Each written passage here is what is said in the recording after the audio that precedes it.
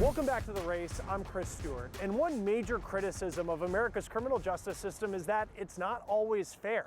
Annie Taylor is getting the facts on sentencing disparities. Chris, PolitiFact looked at racial discrepancies within the justice system, and they found that there are a number of factors at play.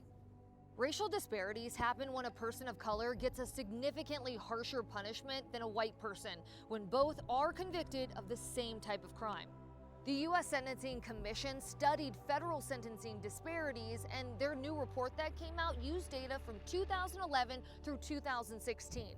According to that report, people of color in general are arrested and sentenced to prison more often than white people, and for longer. The report found that women of all races were given shorter sentences than white men, and that black men got longer sentences than white men, sometimes by almost 20%. According to the commission, racial disparities in sentencing were most pronounced in drug trafficking, fraud, and firearm crimes. It says black and Hispanic men receive longer sentences for these crimes than white men.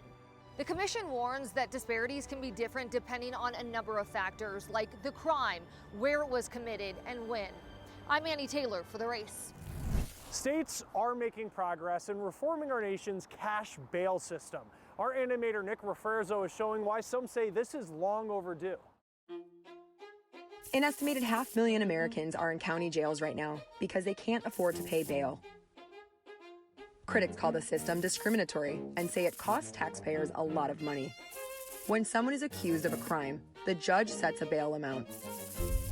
It's usually predetermined based on the alleged crime and meant to make sure the accused shows up to court in the future. Those who can pay bail go free. Those who can't stay locked up. Harvard Law researchers found that up to 3/4 of people being held on bail are accused of low-level offenses.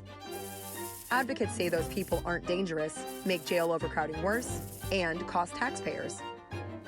The Prison Policy Initiative estimates taxpayers spend $13.6 billion each year to jail the accused before their trial. Reoffending is another concern. Researchers say people held on bail for low-level crimes are 40% more likely to commit another low-level crime. A major argument against cash bail is that it's designed to create inequality. Harvard researchers found people of color are more likely to be held on bail, and that people who can afford bail are more likely to be acquitted. But not everyone supports reform. The most common argument among supporters is that letting accused criminals out of jail puts public safety at risk. So what does the future hold?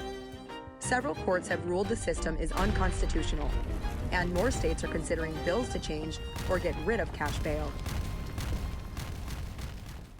A wave of states letting people expunge certain crimes from their records. We're taking a look at the impact next.